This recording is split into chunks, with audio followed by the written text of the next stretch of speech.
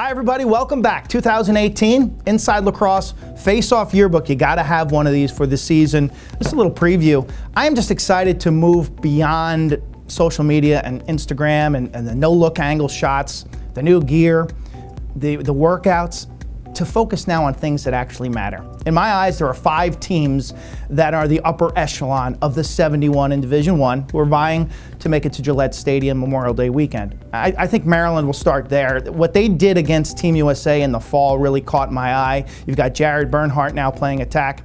I love their defense. I do worry about their mindset. Attacking champions have done nothing but celebrate the championship, whether it's the State House, the White House, cover of press box, etc., etc. Coming in at number 5 in Faceoff Yearbook, Denver, Ethan Walker, Austin French. But I think the main guy will be Trevor Baptiste. His ability to win faceoffs at a high clip. They played Duke early season, and that could really swing things in the favor of the Pioneers, and Bill Tierney clearly doesn't need directions to championship weekend. Third team on my list would be Duke, the Blue Devils. I like Justin Gutterding quite a bit. Keep your eye on Peter Conley. Everyone has forgotten about this graduate transfer from Georgetown, who's a perfect complement to that offense. Right-handed wing shooter, I think could put up monster numbers this year. Questions in the goal for the Blue Devils, and big question marks facing off, especially in that early season game against Denver. Yale comes back ranked number 3 in the country, the Ivy League champs. The quarterfinals has been their stalling point for so many years, but I think this is the best team that Yale's had since 1990. You got Ben Reeves, you've got a great coach. You bring back some parts that were injured last year. There's no reason to believe that Yale can't get over that quarterfinal hump, get to championship weekend, and with that stacked lineup, make some noise. Everybody's talking about Albany coming in at number 2 in Faceoff Yearbook. This is a team that's going to score goals, absolutely positively. They're going to win faceoffs. Can they play defense? I didn't like what I saw in a fall scrimmage against Johns Hopkins where they gave up 18 goals. If they can play defense, there's no team in the country that they can't compete with. They too, like Yale, have to get over this quarterfinal hurdle. Be interesting to watch to see if the Great Danes can make that magical run. You got to have your Faceoff Yearbook. We got 13 weeks of a regular season, championship week, selection Sunday, and then 3 weeks of the playoffs. My yearbook is all marked up by the end of the year. It is essential to my survival and following and covering Division I college lacrosse. And when we do, we're talking about the best players in the country. Right now, let's start with Ben Reeves of Yale. Love his speed. This is a guy who's going to be a doctor. He's going to find a cure for cancer off the field, on the field.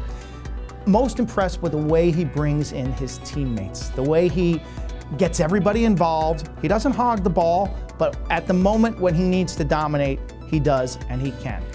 Maryland's Connor Kelly, so impressed with his year last year. If you're a young midfielder, you got to watch him. Watch his feet, watch his hands, watch his ability to capitalize on space, to hit his step-down shots by putting the ball in good locations. He's really developed as a player, and really a testament to the work that he has put in off the field.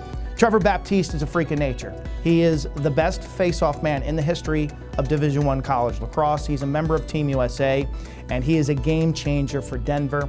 I think he'll be more involved in the offensive side of the field this year. I think he could score somewhere between 15 and 20 points. Pat Spencer of Loyola. Pat Spencer, this guy stops and changes directions. He can see over a defense, he can see through a defense. The best passer, the best dodging ex-attackman in the country, in my eyes, by a lot. Now, what does Loyola have around him? We'll see. But Pat Spencer's going to put up monster points. And then Connor Fields of Albany.